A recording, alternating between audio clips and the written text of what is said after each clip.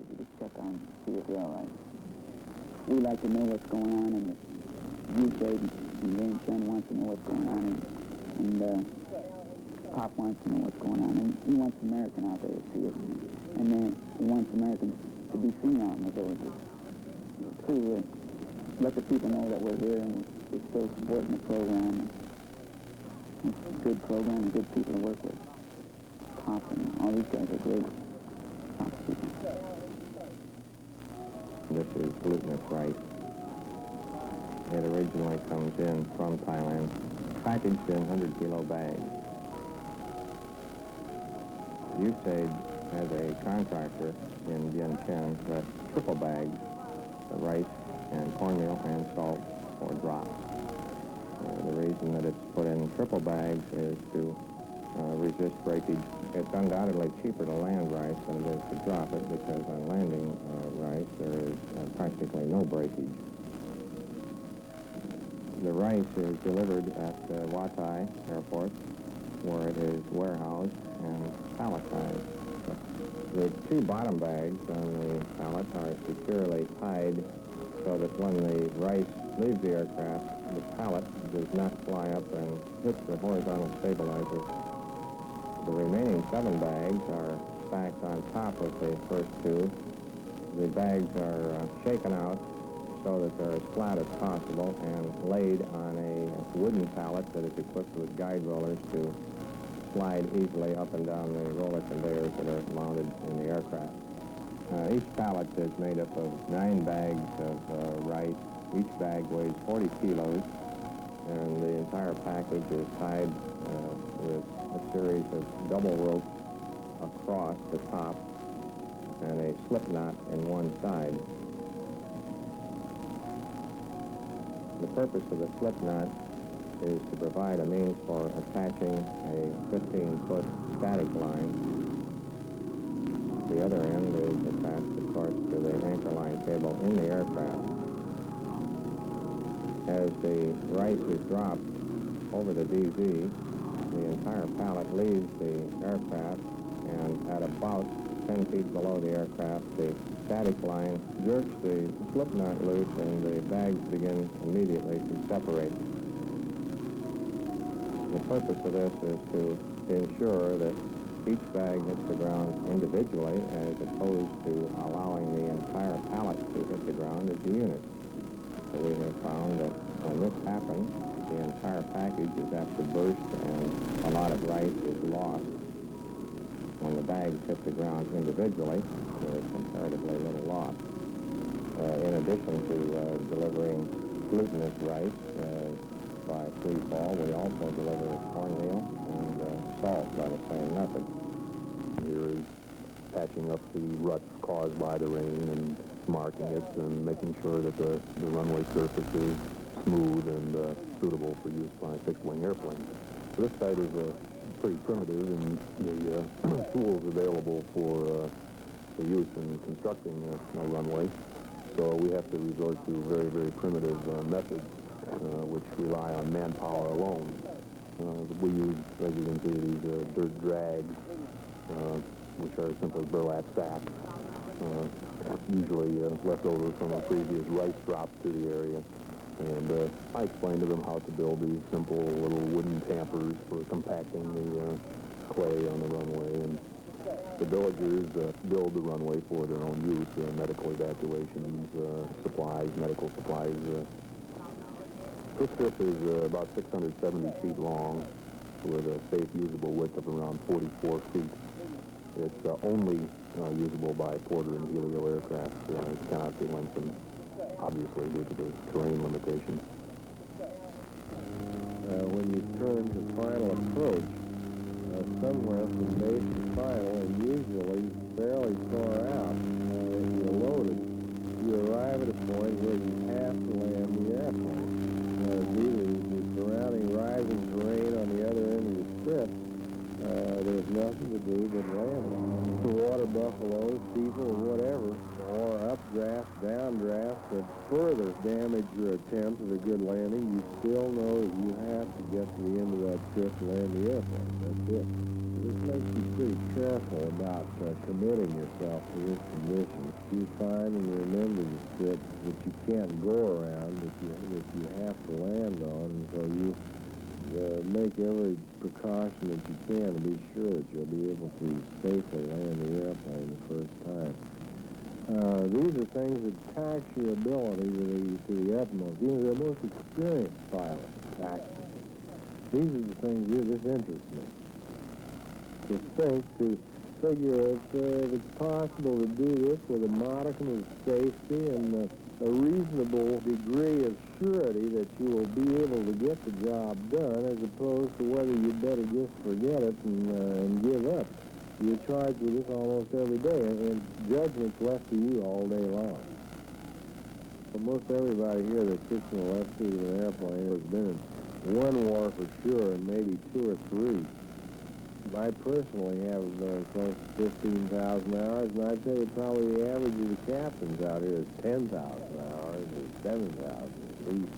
The pros, the ones that do it day in and day out, and actually do it as much for the love of flying as for the money that Air America pays them. Because of the fantastic number. Before I landed an up-country ship, I checked the field for security, also checked for horses or pigs on the ship. If there are any, I try to buzz them off. Winds are a big problem. After flying in this part of the world for the last 8 years for Air America, experience has taught me that windsocks do not always indicate the true direction because of turbulence and changeability on these ridgeline strips.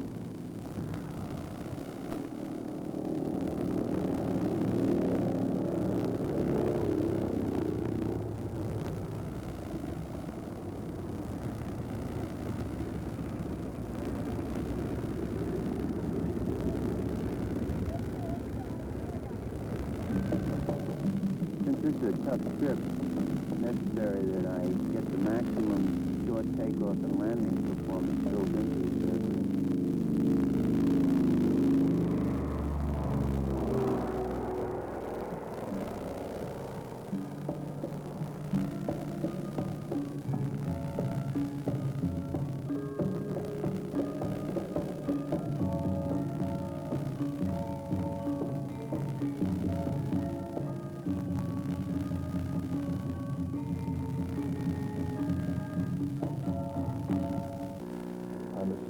Area public safety. So these people have a tendency to want to cultivate any area that's been cleared. So the first pass is always an observation pass. Check it and make sure the livestock has been cleared off prior to making your landing approach. The strips themselves are very demanding. They're at up to a mile high as far as elevation, very short, very rough, and basically unimproved.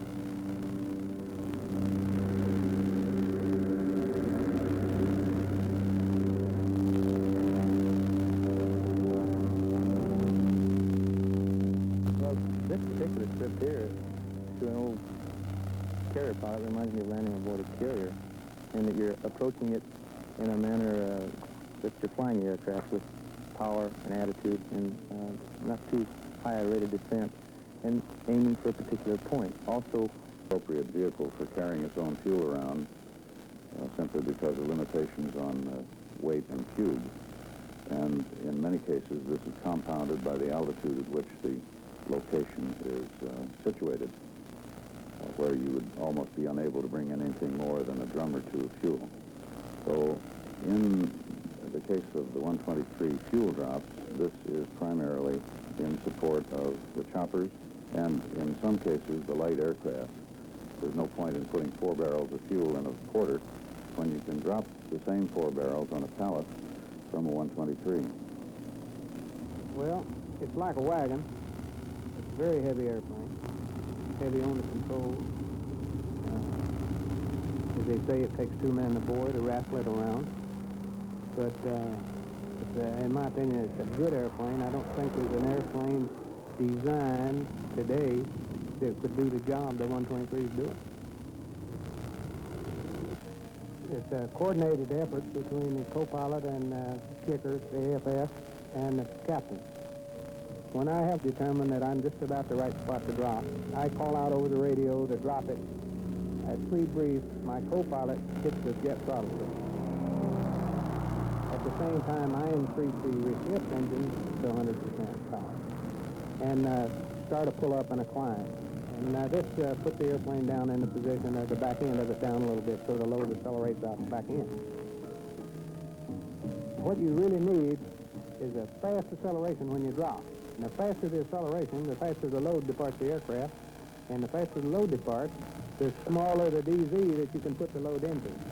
The jet gives us much more acceleration, so we can run out from under it much faster. In other words, I mean, as you accelerate, the load slides out the back end.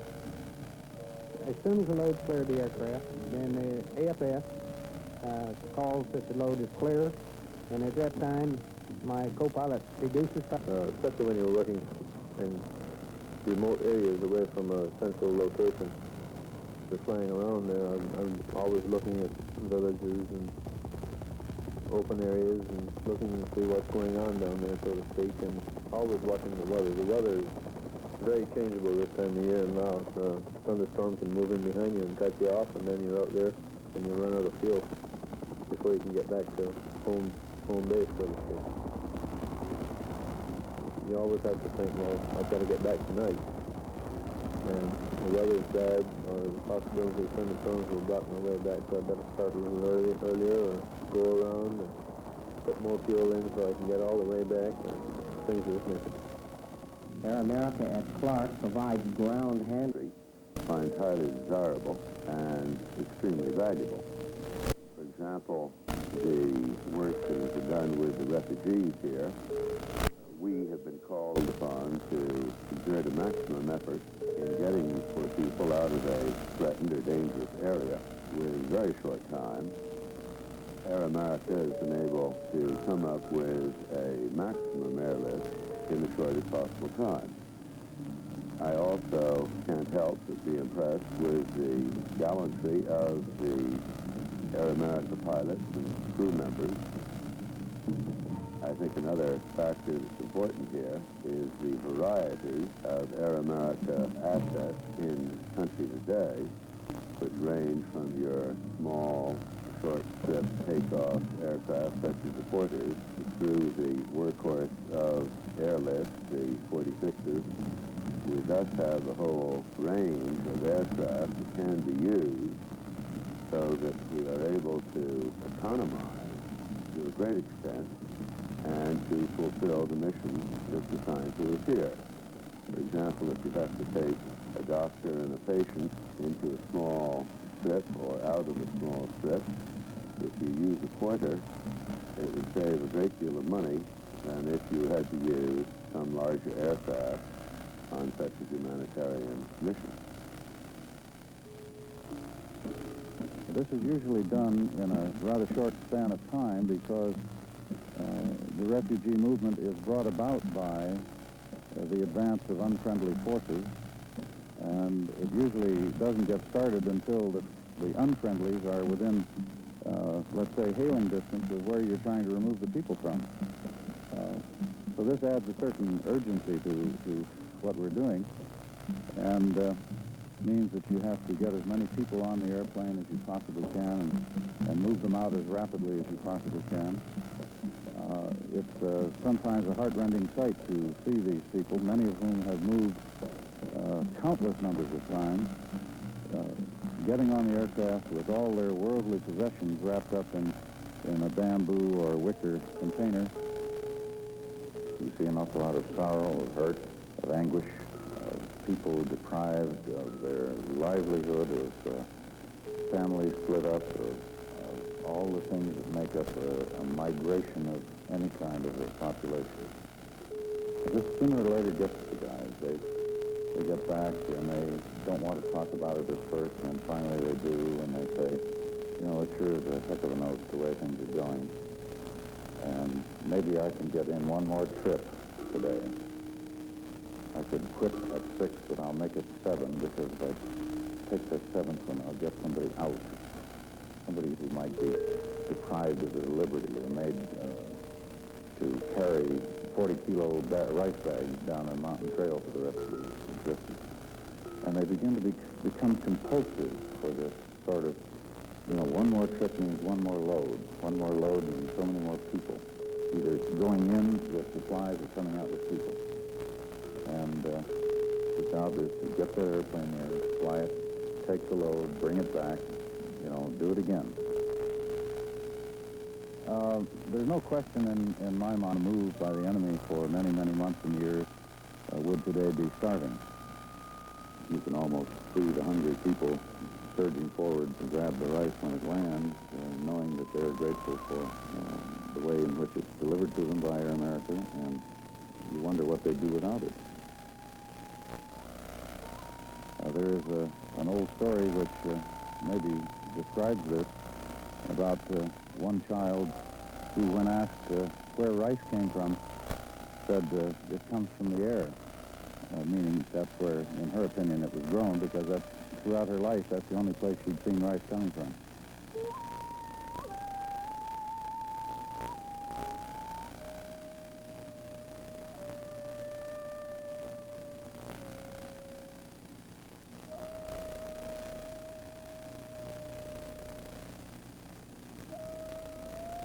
Any underdeveloped country, of which Laos is perhaps the prime example in Southeast Asia, you are going to need someone who can furnish the kind of service which Air America provides, whether it is in war or peace, and that is the movement of people, the movement of things, the movement of supplies, emergency and otherwise.